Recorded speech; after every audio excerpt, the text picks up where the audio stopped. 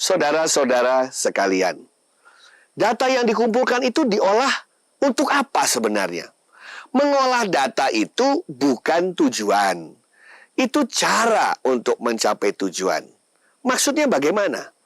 Misalnya saya ingin tahu, ya, ada sebuah hewan ya seekor hewan ini lewat di depan saya.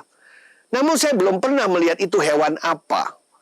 Nah, data science melalui picture, melalui video, gambar hewan itu, dia bisa membantu saya mengetahui itu hewan namanya apa. Karena mungkin tidak ada di Indonesia, tapi dia tahu bahwa hewan itu ada di tempat lain di seluruh dunia.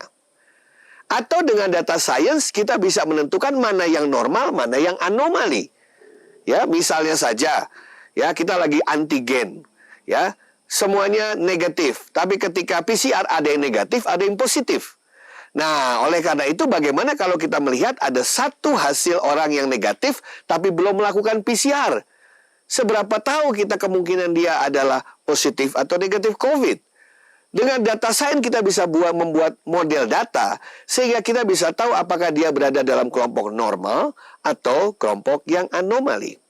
Ada juga data sains dipergunakan untuk mengelompokkan. Misalnya saya lihat ada 50 orang di depan saya. Dan saya punya CCTV karena bisa melihat ke 50 orang itu.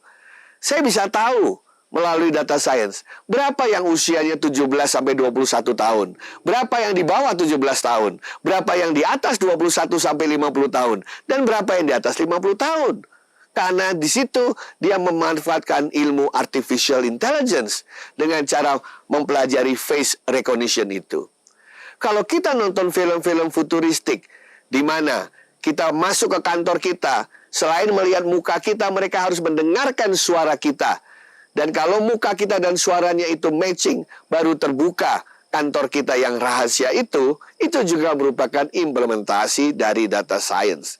Bahkan yang paling keren, dengan data science yang baik, Anda bisa memprediksi kira-kira apa yang akan terjadi di masa mendatang. Tentu saja kita tidak playing God, kita tidak tahu 100%. Tetapi kita bisa memprediksi dengan probabilitas tertentu. Apakah kira-kira customer kita akan balik lagi? Kalau ya, dia akan balik lagi kapan? Minggu depan, bulan depan, tahun depan? Dengan data science kita bisa mengetahui dan mengantisipasinya.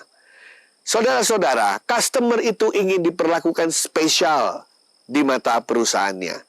Seorang siswa ingin diperlakukan spesial di mata dosennya. Ya, seorang pegawai ingin diperlihatkan spesial di mata bosnya.